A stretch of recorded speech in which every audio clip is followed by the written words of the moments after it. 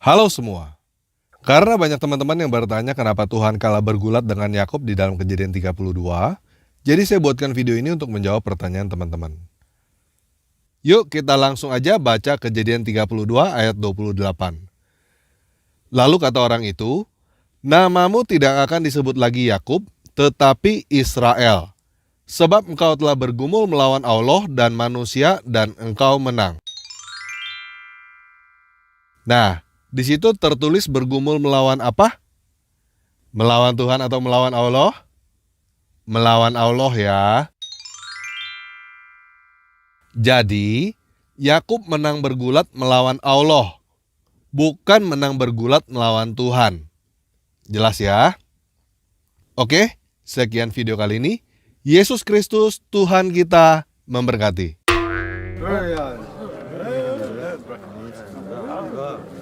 Hah? Apa? Masih nggak jelas? Apanya yang nggak jelas? Gini, saya bukan penyembah Allah. Jadi silakan teman-teman tanyakan langsung kepada para penyembah Allah, kenapa mereka menyembah sesuatu yang kalah dari Yakub? Saya juga nggak ngerti.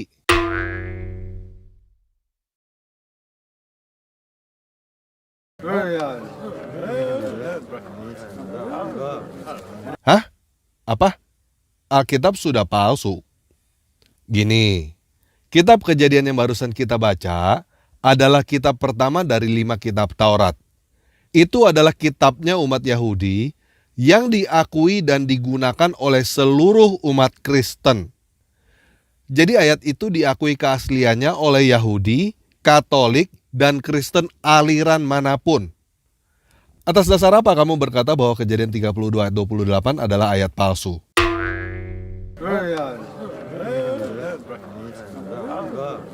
Hah? Apa? Menghujat Allah? Begini, kamu udah tahu belum bahwa Allah itu adalah sesuatu yang punya 2 tangan dan dua-duanya adalah tangan kanan? Kamu udah tahu belum bahwa Allah itu adalah sesuatu yang akan menyingkapkan betisnya? Bukankah dengan berkata bahwa Allah akan menyingkapkan betisnya, berarti Allah punya betis seperti makhluk? Masa Allah punya betis kayak makhluk? Buat apa Allah punya betis? Coba jawab kalau kamu benar-benar tahu Allah. Allah itu punya betis 1 atau 2? Kalau ada 2, apakah kedua betis Allah itu adalah betis kanan seperti tangannya? Gimana? Kamu nggak tahu apa-apa tentang Allah kan?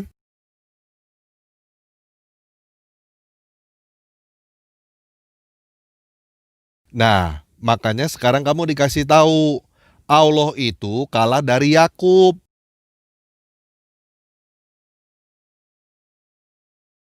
Jadi silakan teman-teman tanyakan kepada para penyembah Allah, ngapain sih menyembah sesuatu yang kalah dari Yakub?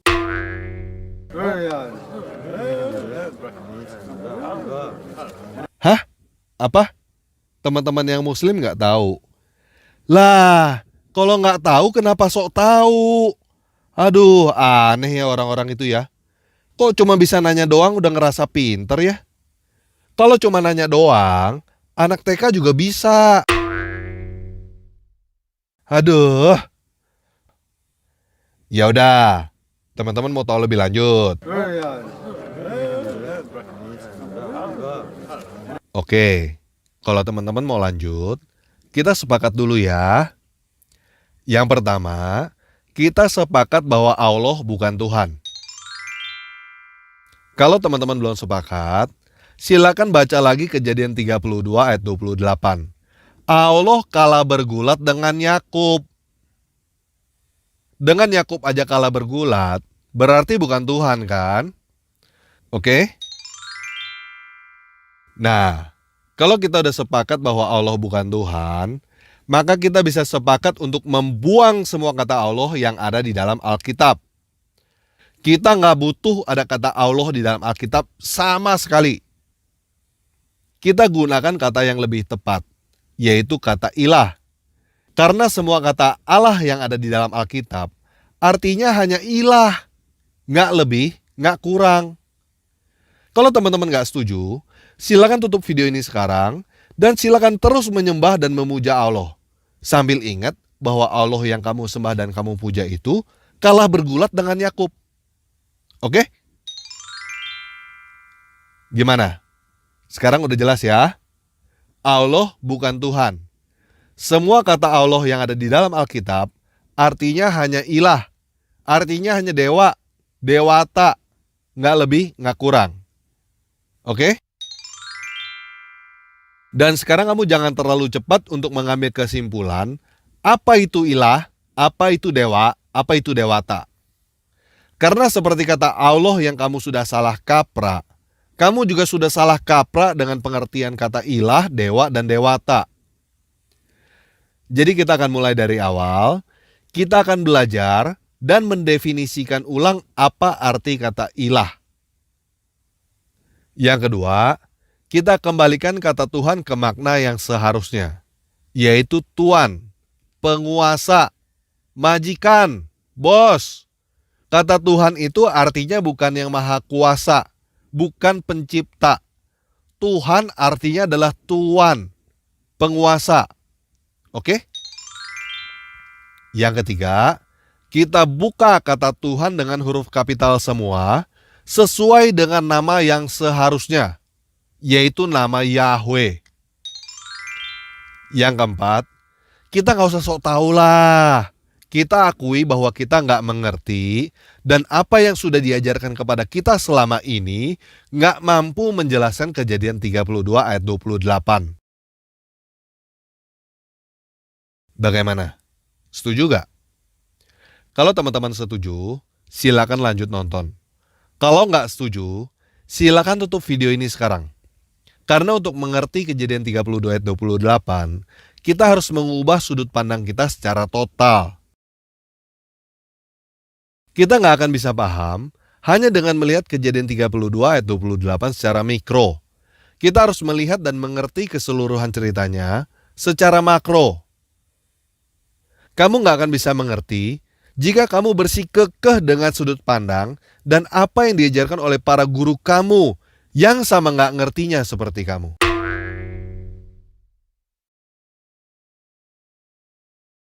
Oke? Nah, kalau teman-teman mau baca detailnya, silakan baca sendiri mulai dari Kejadian 25 sampai Kejadian 33. Teman-teman yang belum punya Alkitab, silakan cari dan download aplikasi Alkitab secara gratis. Karena saya tidak akan membacakan Kejadian 25 sampai 33 semuanya. Panjang banget.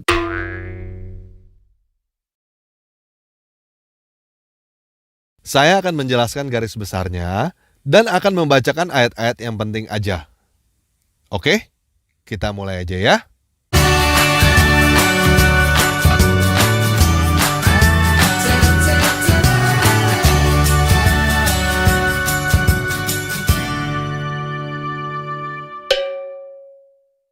Yuk kita baca Kejadian 25 ayat 26.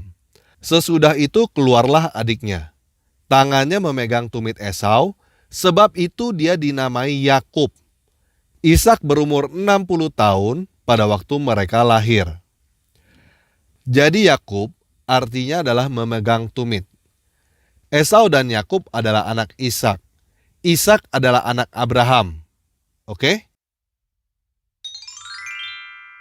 Di dalam Kejadian 25 ayat 27 sampai 34 diceritakan bahwa Esau dan Yakub menjadi besar. Suatu ketika, Esau menjual hak kesulungan kepada Yakub dengan harga semangkuk sup kacang merah dan roti. Kenapa Esau menjualnya? Yuk kita baca Kejadian 25 ayat 32. Di situ Esau berkata, "Sebentar lagi aku mati. Apa gunanya bagiku hak kesulungan itu?" Jadi, Yakub adalah anak kedua dari Ishak. Dan ini adalah nasib, takdir. Dia nggak bisa milih. Tetapi dia sangat ingin menjadi anak sulung, menjadi anak pertama. Yakub mau menjadi abang, nggak mau menjadi adik, walaupun kenyataannya dia adalah adik. Yakub adalah orang yang mau melawan nasib, mau melawan takdir. Itu sebabnya dia memegang tumit abangnya sejak lahir, lalu dia membeli hak kesulungan dari abangnya. Esau adalah putra mahkota yang tidak menghargai apa yang dia punya. Bagi Yakub, menjadi anak sulung itu penting, tetapi bagi Esau tidak penting. Itu sebabnya Esau menjual hak kesulungannya dengan harga semangkuk sup kacang merah. Nah, sekarang coba kamu lihat kamu sendiri. Kamu adalah seseorang yang mau mengadu nasib seperti Yakub, atau kamu adalah seseorang yang tidak menghargai apa yang kamu punya seperti Esau? Nah, ini adalah sudut pandang yang saya ingin share kepada teman-teman ketika membaca Alkitab. Temukan diri kamu sendiri di dalam Alkitab. Kamu pasti menemukannya. Belajar dari tokoh-tokoh yang ada di Alkitab secara keseluruhan. Jangan cuma lihat apa yang mereka lakukan. Lihat juga dampaknya dan akhirnya secara keseluruhan. Oke? Kejadian 27 menceritakan apa yang mereka lakukan. Jadi teman-teman jangan bersumbu pendek langsung mengambil kesimpulan. Oke? Di dalam Kejadian 27 diceritakan bahwa Ishak udah tua, udah rabun, dan merasa kapanpun juga bisa meninggal. Dia memanggil Esau anak sulungnya untuk pergi berburu. Lalu hasil buruannya dimasak dan diberikan kepada dia supaya dia memberkati Esau. Ketika Ishak berkata seperti itu kepada Esau, di situ juga ada Ribka, istrinya Ishak, ibunya Esau. Ishak lebih sayang kepada Esau, tetapi Ribka lebih sayang kepada Yakub. Setelah itu, Ribka menyuruh Yakub menyamar sebagai Esau dan menipu bapaknya sendiri supaya Yakub diberkati. Yakub takut untuk menipu bapaknya. Takut ketahuan. Karena kalau ketahuan, nanti bukan diberkati, malah dikutuk. Tetapi Ribka berkata kepada Yakub di dalam Kejadian 27 ayat 13. Akulah yang menanggung kutuk itu, anakku. Dengarkan saja perkataanku. Pergilah ambil kambing-kambing itu. Jadi Yakub mengikuti perintah ibunya. Dia menyamar sebagai Esau untuk mendapat berkat dari bapaknya. Di dalam Kejadian 27 ayat 20, Ishak bertanya kepada Yakub yang menyamar dan mengaku sebagai Esau, "Kok cepat sekali berburunya?" Dan Yakub menjawab, "Karena Yahweh ilahmu membuat aku mencapai tujuanku." Ishak curiga, tetapi pada akhirnya Yakub berhasil menipu Ishak dan mendapatkan berkat. Di dalam Kejadian 27 ayat 27 sampai 29 tertulis, lalu datanglah Yakub dekat-dekat dan diciumnyalah ayahnya. Ketika Ishak mencium bau pakaian Yakub, diberkatinyalah dia, katanya, "Sesungguhnya bau anakku adalah bau padang yang diberkati Yahweh. Ilah akan memberikan kepadamu embun yang dari langit, dan tanah-tanah gemuk di bumi, dan gandum serta anggur berlimpah-limpah. Bangsa-bangsa akan takluk kepadamu, dan suku-suku bangsa akan sujud kepadamu. Jadilah tuan atas saudara-saudaramu, dan anak-anak ibumu akan sujud kepadamu. Siapa yang mengutuk engkau, terkutuklah ia. Dan siapa yang memberkati engkau, diberkatilah ia."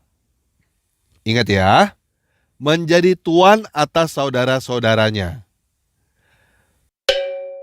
Setelah itu Yakub pergi, lalu Esau datang dengan masakan hasil buruannya.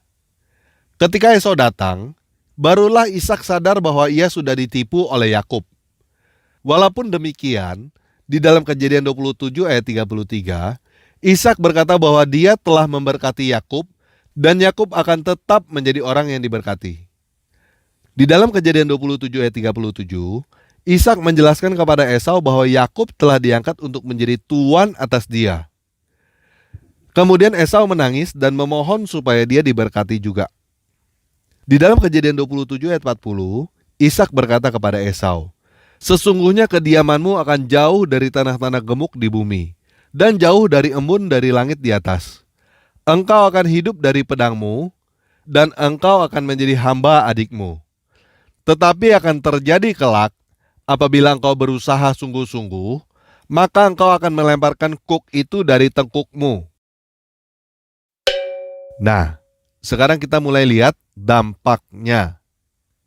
Sesudah itu Esau menjadi dendam kepada Yakub dan berkata bahwa pada waktu ayahnya meninggal, dia akan membunuh Yakub. Hal ini terdengar oleh Ribka, ibunya. Dan ibunya menyampaikan kepada Yakub bahwa Esau sakit hati dan berniat membunuh Yakub. Setelah itu Ribka menyuruh Yakub untuk melarikan diri ke pamannya Yakub yang bernama Laban di suatu daerah yang bernama Haran. Nah, sekarang kamu bayangkan kamu menjadi Yakub ya. Kamu berhasil mendapat hak kesulungan dan berkat yang kamu mau. Kamu mendapatkan status menjadi tuan atas abangmu, tetapi abangmu berniat membunuh kamu, dan kamu harus melarikan diri. Di dalam Kejadian 28, Ishak memanggil Yakub. Dia sama sekali tidak marah kepada Yakub karena menipunya, apalagi berniat menghukum atau membunuh Yakub. Ishak malah sekali lagi memberkati Yakub. Ishak berkata, "Janganlah mengambil istri dari perempuan Kanaan. Bersiaplah, pergilah ke Padan Aram, ke rumah Betuel ayah ibumu, dan ambillah dari situ seorang istri dari anak-anak Laban, saudara ibumu. Moga-moga Ilah yang Maha Kuasa memberkati engkau, membuat engkau beranak cucu, dan membuat engkau menjadi banyak, sehingga engkau menjadi sekumpulan bangsa-bangsa. Moga-moga Ia memberikan kepadamu berkat yang untuk Abraham, kepadamu serta keturunanmu, sehingga engkau memiliki negeri ini yang kau diami sebagai orang asing, yang telah diberikan Ilah kepada Abraham." Kemudian Yakub berangkat ke Haran. Di suatu tempat, Yakub mengambil batu untuk dijadikan alas kepala dan tidur di situ. Yuk kita baca Kejadian 28 ayat 12-22. "Maka bermimpilah ia. Di bumi ada didirikan sebuah tangga yang ujungnya sampai ke langit. Dan tampaklah malaikat-malaikat Ilah turun naik di tangga itu. Berdirilah Yahwe di sampingnya dan berfirman, 'Akulah Yahwe, Ilah Abraham nenekmu dan Ilah Ishak. Tanah tempat engkau berbaring ini akan kuberikan kepadamu dan kepada keturunanmu. Keturunanmu akan menjadi seperti debu tanah banyaknya, dan engkau akan mengembang ke sebelah timur, barat, utara, dan selatan. Dan olehmu serta keturunanmu, semua kaum di muka bumi akan mendapat berkat. Sesungguhnya aku menyertai engkau, dan aku akan melindungi engkau kemanapun engkau pergi. Dan aku akan membawa engkau kembali ke negeri ini, sebab aku tidak akan meninggalkan engkau, melainkan tetap melakukan apa yang kujanjikan kepadamu.' Ketika Yakub bangun dari tidurnya, berkatalah ia, 'Sesungguhnya Yahwe ada di tempat ini dan aku tidak mengetahuinya.' Ia takut dan berkata, 'Alangkah dahsyatnya tempat ini. Ini tidak lain dari rumah Ilah. Ini pintu gerbang surga.' Keesokan harinya pagi-pagi, Yakub mengambil batu yang dipakainya sebagai alas kepala dan mendirikan itu menjadi tugu dan menuang minyak ke atasnya. Ia menamai tempat itu Betel, dahulu nama kota itu Luz. Lalu bernazarlah Yakub, 'Jika Ilah akan menyertai dan akan melindungi aku di jalan yang kutempuh ini, memberikan kepadaku roti untuk dimakan dan pakaian untuk dipakai, sehingga aku selamat kembali ke rumah ayahku, maka Yahwe akan menjadi ilahku. Dan batu yang kudirikan sebagai tugu ini akan menjadi rumah Ilah. Dari segala yang engkau berikan kepadaku, akan selalu kupersembahkan 1/10 kepadamu.'"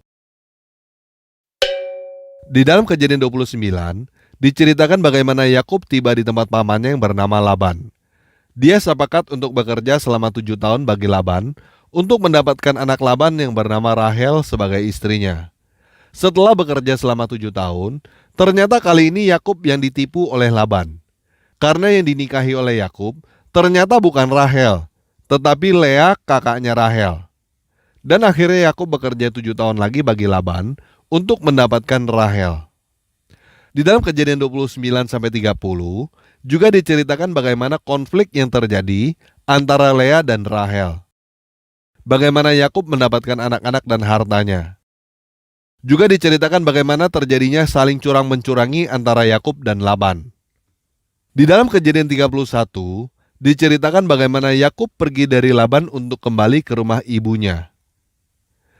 Jadi Yakub yang menipu abangnya ditipu oleh pamannya. Namun demikian, berkat Tuhan tetap berkat Tuhan. Kejadian 28-31 adalah proses yang diterima oleh Yakub. Dia keluar dari rumah untuk menjadi berkat bagi orang lain, kemudian ditindas dan kembali ke rumah orang tuanya. Dan kalau teman-teman perhatikan, sebenarnya ini adalah pattern, pola yang berulang, sama dengan kejadian penjajahan bangsa Israel di Mesir. Yusuf ke Mesir menjadi berkat bagi Firaun, kemudian ditindas oleh Mesir, dan akhirnya kembali ke tanah perjanjian. Yuk sekarang kita baca Kejadian 32 ayat 1-5. Yakub melanjutkan perjalanannya, lalu bertemulah malaikat-malaikat ilah dengan dia. Ketika Yakub melihat mereka, berkatalah ia, "Ini bala tentara ilah." Sebab itu dinamainyalah tempat itu Mahanaim. Sesudah itu, Yakub menyuruh utusannya berjalan lebih dahulu mendapatkan Esau kakaknya ke tanah Seir daerah Edom. Ia memerintahkan kepada mereka, "Beginilah kamu katakan kepada tuanku, kepada Esau. Beginilah kata hambamu, Yakub. Aku telah tinggal pada Laban sebagai orang asing dan diam di situ selama ini. Aku telah mempunyai lembu sapi, keledai dan kambing domba, budak laki-laki dan perempuan, dan aku menyuruh memberitahukan hal ini kepada tuanku, supaya aku mendapatkan kasihmu." Nah, teman-teman perhatikan, tadi Yakub diberkati oleh Ishak untuk menjadi apa atas Esau? Untuk menjadi tuan kan? Sekarang Yakub memanggil Esau apa? Tuanku. Yakub menyebut dirinya sendiri apa? Hambamu. Kontradiksi ya. Begini, sekali lagi saya katakan, jangan bersumbu pendek. Jangan ambil kesimpulan terlalu cepat. Kamu belum lihat semuanya. Yuk kita baca lagi Kejadian 32. Kemudian pulanglah para utusan itu kepada Yakub dan berkata, "Kami telah sampai kepada kakakmu, kepada Esau, dan ia pun sedang di jalan menemui engkau, diiringi oleh 400 orang. Lalu sangat takutlah Yakub dan merasa sesak hatinya. Maka dibaginyalah orang-orang yang bersama-sama dengan dia, kambing dombanya, lembu sapi dan untanya, menjadi 2 pasukan. Sebab pikirnya, jika Esau menyerang pasukan yang satu sehingga terpukul kalah, maka pasukan yang tinggal akan terluput. Kemudian berkatalah Yakub, 'Ya ilah nenekku Abraham dan ilah ayahku Ishak, ya Yahweh yang telah berfirman kepadaku, pulanglah ke negerimu serta kepada sanak saudaramu, dan aku akan berbuat baik kepadamu. Sekali-kali aku tidak layak untuk menerima segala kasih dan kesetiaan yang engkau tunjukkan kepada hambamu ini. Sebab aku hanya membawa tongkatku ini waktu aku menyeberangi sungai Yordan ini, tetapi sekarang telah menjadi 2 pasukan. Lepaskanlah kiranya aku dari tangan kakakku, dari tangan Esau, sebab aku takut kepadanya. Jangan-jangan ia datang membunuhku, juga ibu-ibu dengan anak-anaknya. Bukankah engkau telah berfirman, tentu aku akan berbuat baik kepadamu dan menjadikan keturunanmu seperti pasir di laut yang karena banyaknya tidak dapat dihitung." Jadi apa yang ada di benak Yakub? Esau datang membawa 400 orang untuk membunuhnya. Yakub masih teringat perkataan ibunya bahwa Esau dendam dan mau membunuhnya. Karena dulu Yakub mengambil hak kesulungan dan berkat dari ayahnya. Jadi Yakub mengirimkan persembahan di depan kepada Esau untuk mendamaikan hati Esau supaya Esau tidak membunuhnya.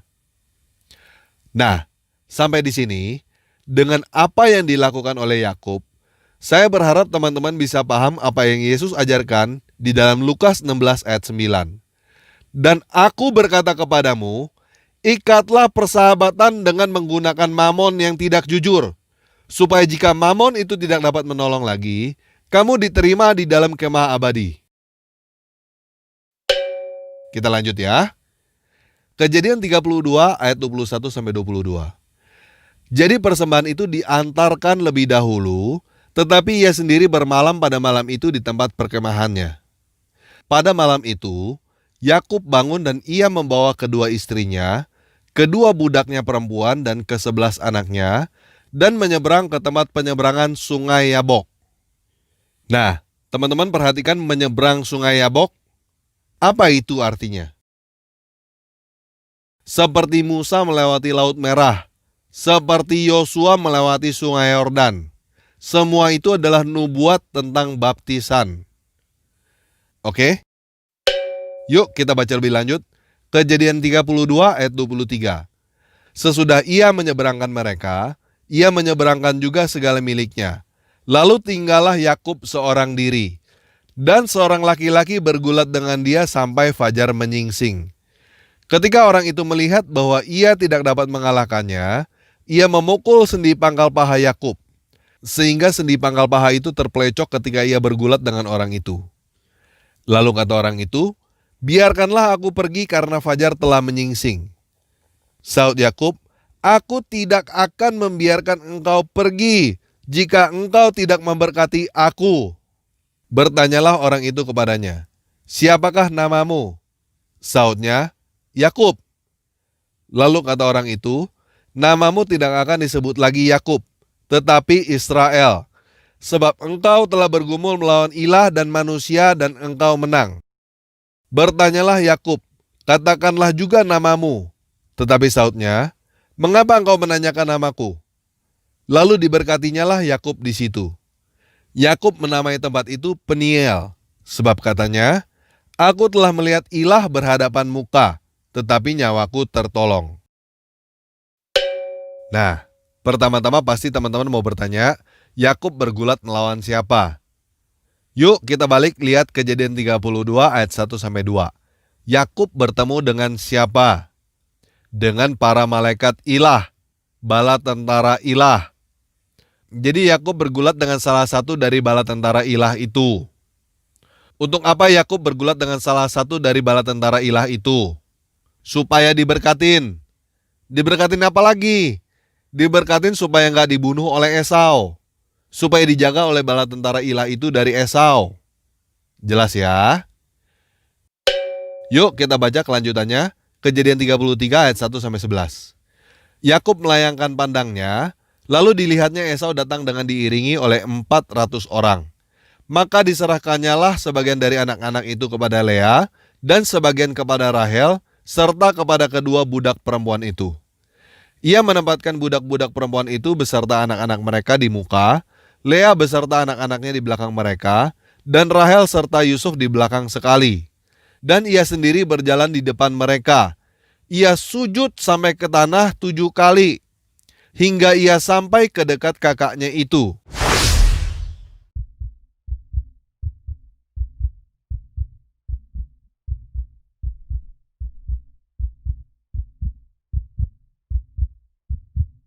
Tetapi Esau berlari mendapatkan dia, didekapnya dia, dipeluk lehernya, dan diciumnya dia. Lalu bertangis-tangislah mereka.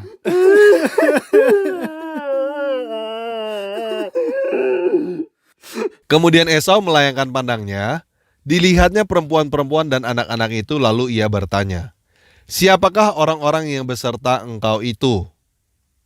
Jawab Yakub, "Anak-anak yang telah dikaruniakan ilah kepada hambamu ini." Sesudah itu mendekatlah budak-budak perempuan itu beserta anak-anaknya, lalu mereka sujud. Mendekat jugalah Lea beserta anak-anaknya dan mereka pun sujud. Kemudian mendekatlah Yusuf serta Rahel dan mereka juga sujud. Berkatalah Esau, "Apa maksudmu dengan seluruh pasukan yang telah bertemu dengan aku tadi?" Jawabnya, "Untuk mendapatkan kasih tuanku." Tetapi kata Esau, "Aku punya banyak adikku. Peganglah apa yang ada padamu."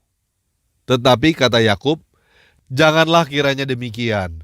Jikalau aku telah mendapat kasihmu, terimalah persembahanku ini dari tanganku. Karena memang melihat mukamu, bagiku serasa melihat wajah ilah. Dan engkau pun berkenan menyambut aku. Terimalah kiranya pemberian tanda salamku ini yang telah kubawa kepadamu. Sebab ilah telah memberi karunia kepadaku, dan aku mempunyai segala-galanya." Lalu dibujuk-bujuknyalah Esau sehingga diterimanya. Oke, cerita Esau dan Yakub saya hentikan sampai di sini. Kalau teman-teman mau tahu lebih lanjut, silakan baca sendiri ya. Nah, saya mau mengutip apa yang Yesus katakan supaya teman-teman mengerti apa yang terjadi. Supaya teman-teman paham bahwa definisi kamu tentang berkat, tentang menjadi pemimpin, tentang ilah, berbeda dengan definisi Yesus. Oke? Matius 20 ayat 25-28 terjemahan tanpa ragi. Kemudian Yesus memanggil mereka dan berkata, "Kalian tahu bahwa para pemimpin bangsa-bangsa menggunakan kuasa mereka dan para pembesar menggunakan wewenang mereka. Bukanlah demikian di dalam kalian. Tetapi siapa yang ingin menjadi besar di dalam kalian, dia akan menjadi pelayan kalian. Dan siapa yang ingin menjadi yang pertama di dalam kalian, dia akan menjadi abdi kalian. Seperti putra manusia tidak datang untuk dilayani, tetapi untuk melayani dan memberikan jiwanya untuk menggantikan tebusan orang-orang yang banyak."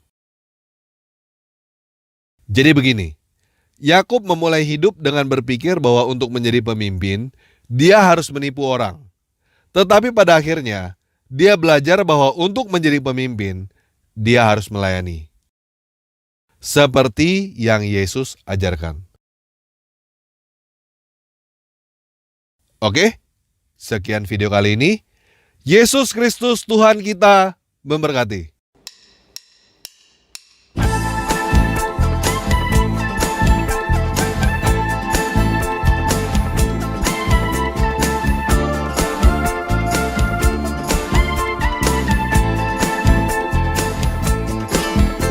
دورت كتير على شيء يسعدني، حاولت ألاقي حاجة تشبعني، وفضلت تايه في الدنيا هايم، قلبي لسه عطشان. سمعت واحد بيناديني، قال تعال امسك بإيدي، أنا عارفك، ده أنا خلقك، أنا حاسس بيك، وجيت عشانك يا حبيب، مت بدالك على الصليب، وهبتك حياة واديتك نجاة، كل ذنوبك مغفورة لك، وشفت إيه